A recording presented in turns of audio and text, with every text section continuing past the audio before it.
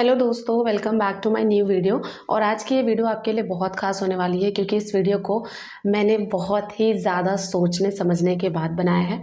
आपको मैंने last video में बताया था कि मैं दो चीज़ों को लेकर कन्फ्यूजन में हूँ कि मुझे आगे लाइफ में क्या करना चाहिए, और आप सबने बहुत सारे अनुमान भी लगाए थे और ऑफ कोर्स बहुत सारे लोगों ने सही गेस किया था कि मैं बेबी प्लानिंग को लेकर और बीपीएससी की तैयारी आगे करूँ या नहीं करूँ, इसको लेकर मैं बहुत ज़्यादा कन्फ्यूज़ हूँ।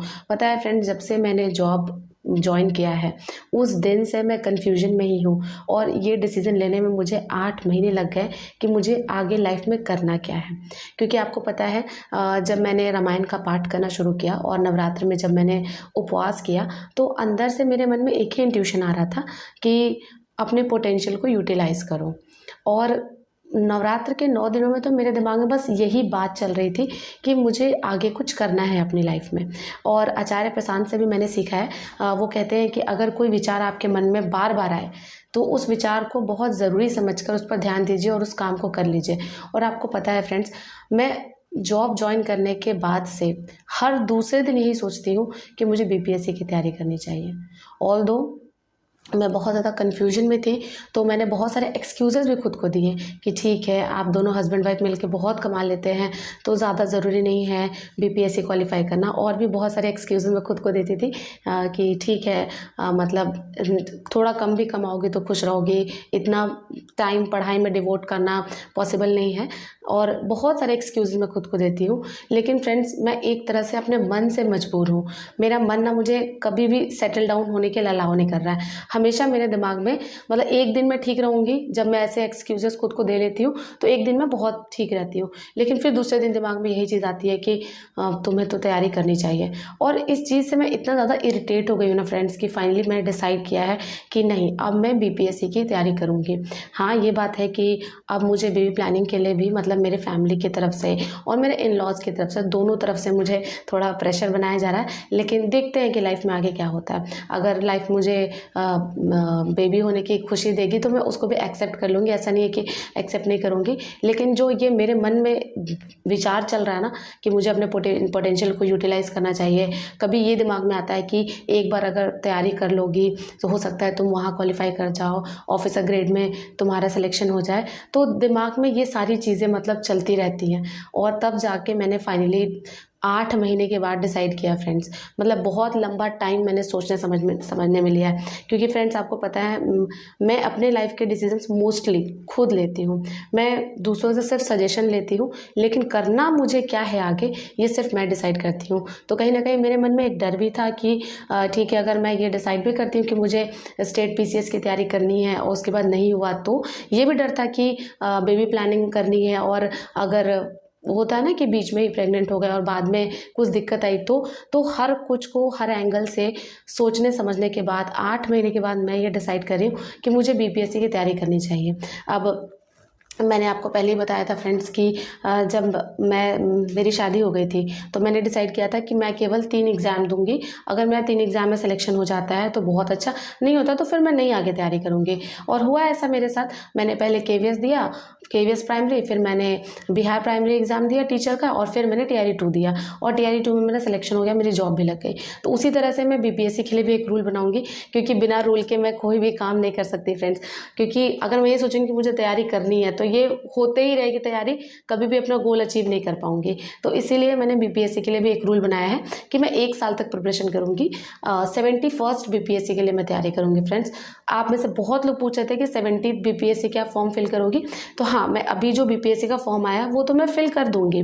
लेकिन बीपीएससी कोई कपकेक नहीं है, मतलब केक वॉक नहीं है कि हम मतलब आज सोचा तैयारी कर लेते हैं और कल निकल जाएगा। नहीं, उसका सिलेबस बहुत ही ज़्यादा वास्ट है और बहुत सारी चीज़ों पर कमांड करना होता है। लाइक जो सिलेबस है वो कंप्लीट करना होता है, 2-3 बार रिवीजन करना होता है, आंसर राइटिंग करनी होती है। उसके बाद प्री में भी बहुत सारे, मतलब आपको कम से कम 10,000 क्वेश्चन सॉल्व करके जाने होंगे। फिर आपका मेंस होगा, मेंस के बाद इंटरव्यू होगा, इंटरव्यू के बाद सिलेक्शन होगा। तो अपने आप में एक लंबा प्रोसीजर है। और प्री के एग्ज़ाम का डिमांड जो है वो अलग है, मेंस के एग्ज़ाम की डिमांड अलग है, और इंटरव्यू का डिमांड अलग होता है। तो इन तीनों सांचों में खुद को ढालने के लिए मुझे थोड़ा टाइम चाहिए होगा। तो इसीलिए ये 70th बीपीएससी में एज ए प्रैक्टिस दूंगी एग्जाम, लेकिन मैं तैयारी 71st बीपीएससी की करूंगी फ्रेंड्स। और अब मैं बिल्कुल श्योर हूँ, इसलिए आपके सामने रिवील कर रही हूँ। नहीं तो जब तक मैं श्योर नहीं होती ना, मैं कोई भी चीज़ आपसे रिवील नहीं करती या आपको बताती नहीं हूँ। लेकिन हाँ, अब मुझे मतलब अंदर से एक थोड़ा सा जो बोझ था ना वो हल्का लग रहा है, क्योंकि मेरा दिमाग हमेशा कहीं ना कहीं बीपीएससी पे जाकर अटक जाता है। और जब मैं ऐसे इंटरव्यूज़ देखती हूँ, लाइक बहुत सारी लेडीज़ होती हैं जिन्होंने 2 बच्चे के बाद भी बीपीएससी क्वालिफाई कर लिया, तो कहीं ना कहीं दिमाग में वो रहता है कि अगर ये कर सकते हैं तो मैं क्यों नहीं कर सकती हूँ। और एक चीज़ और मैं प्रिपरेशन के रिगार्डिंग कहूँगी फ्रेंड्स, कि जब मेरे पास जॉब नहीं थी तो मैं बहुत ज़्यादा पढ़ती थी, like sometimes 6 hours, sometimes 8 hours, क्योंकि उतना टाइम मेरे पास होता था। लेकिन अभी मेरे पास जॉब है और ऑलमोस्ट मेरे 10.5 मतलब 10.5 घंटे मेरे चले जाते हैं जॉब में।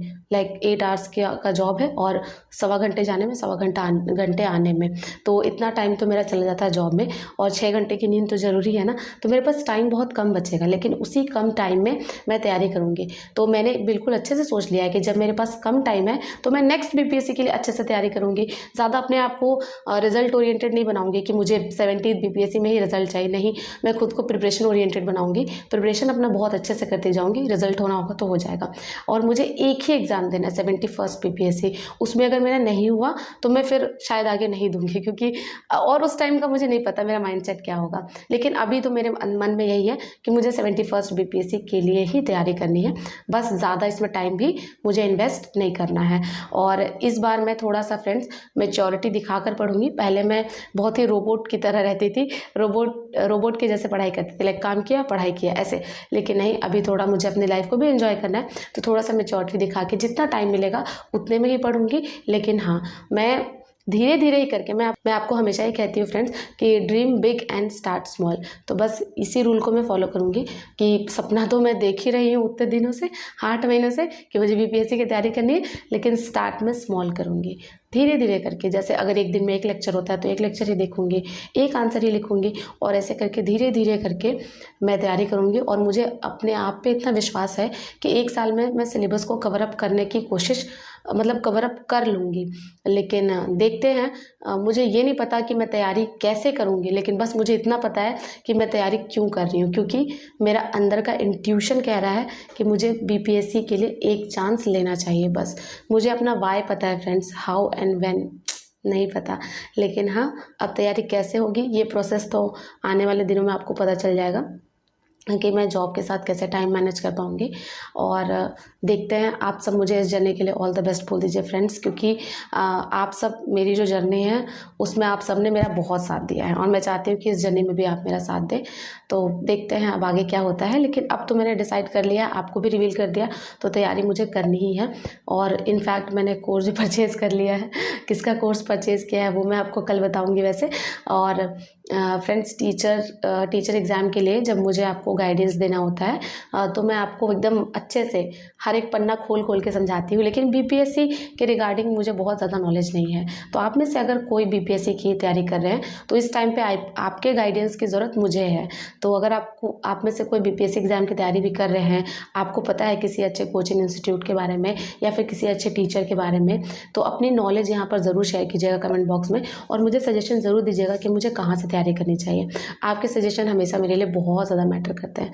और फ्रेंड्स, आपको पता है अभी रात के 11 बज रहे हैं, और 11 बजे मैं आपके लिए वीडियो बना रही हूँ, क्योंकि मेरे दिमाग में चल रहा था कि नहीं, आज जब तक मैं इसे क्लियर नहीं करूँगी ना तब तक मैं कन्फ्यूजन में ही रहूँगी। तो इसीलिए मैंने मतलब आपको भी रिवील कर दिया और सबको बता दिया। मैंने अपने हस्बैंड को भी कॉल किया है अभी, और बोला है कि फाइनली मुझे ऐसा लगता है कि मुझे तैयारी करनी चाहिए। और अब कल से मैं ये अपनी जर्नी स्टार्ट करूँगी फ्रेंड्स। तो चलिए, इतना ही कुछ आपको बताना था। अब देखते हैं कि इस जर्नी में क्या क्या चीज़ें लाइफ मेरे सामने रखेगी। लाइक मुझे भी नहीं पता है कि मेरे साथ कल क्या होने वाला है, परसों क्या होने वाला है, लेकिन हाँ, इतना मुझे पता है कि चाहे जो भी होगा, अगर मैं ज़िंदा रहूँगी तो पढ़ने का टाइम निकाल लूँगी, और अगर कुछ हो जाए तो फिर उसकी बात ही हटाइए। तो चलिए फ्रेंड्स, आज की वीडियो को मैं यहीं पर ख़त्म करती हूँ। अगर आपको ये वीडियो अच्छी लगी हो तो लाइक कर दीजिए, चैनल पर नए हैं तो सब्सक्राइब कर दीजिए। इसी तरह की वीडियोज़ के साथ आपसे मिलती रहूँगी, आपकी लाइफ में पॉजिटिविटी ऐड करती रहूँगी। मिलते हैं नेक्स्ट वीडियो में। Bye bye and take care.